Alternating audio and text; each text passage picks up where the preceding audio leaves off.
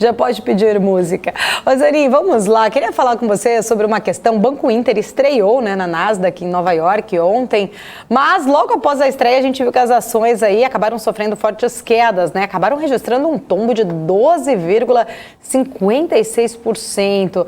Quais as expectativas aí, você acha, né, do mercado para a companhia? Por que, né, de uma queda tão forte logo após uma estreia? Em geral, né, a gente já vê um movimento geralmente sempre ao contrário, né? Geralmente quando tem uma estreia aí o papel dá uma reagida, depois ele corrige, mas foi um tombo muito expressivo. Você acredita que talvez o momento ruim do mercado, de tecnologia, principalmente por conta da subida de juros, isso pode também ter contribuído aí para essa queda do papel fora aqui do mercado brasileiro? Qual que é a sua visão?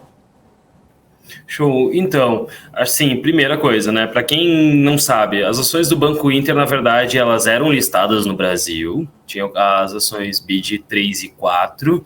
E, na verdade, o Banco Inter decidiu deslistar no país e listar em Nova York. Além disso, importante a gente destacar, né? Eles fizeram a conversão. Para quem tinha, por exemplo, 6 ações do Banco Inter, pôde converter em uma ação internacional.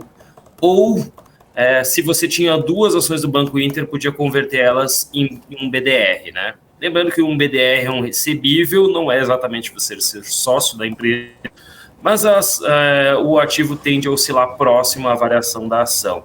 Se você quer ser sócio mesmo, você convertia 6 ações para cada um BDR.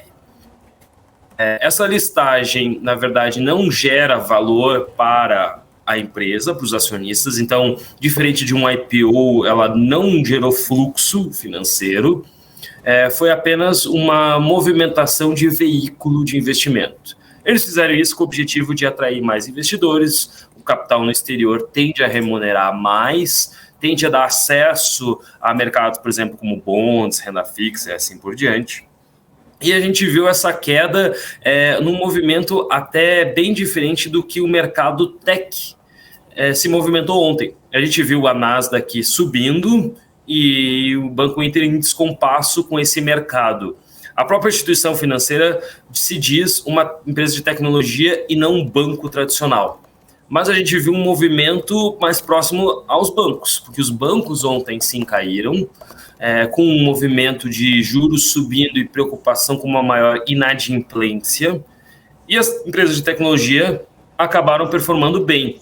A gente entende que assim, o Banco Inter, talvez por eles ainda não ser tão conhecido, diferente de um Nubank ou de outras plataformas, acabou tendo dificuldade. As pessoas que tinham os seus recursos acabaram querendo converter e vender as suas ações, então teve uma pressão vendedora muito forte, junto com um momento de mercado não propício. Infelizmente, o setor de tecnologia tem sido os que mais tem sofrido nos últimos meses. Então, a gente já entende que esse movimento talvez tenha sido exagerado, sim, mas houve um movimento de instituições financeiras para o campo negativo.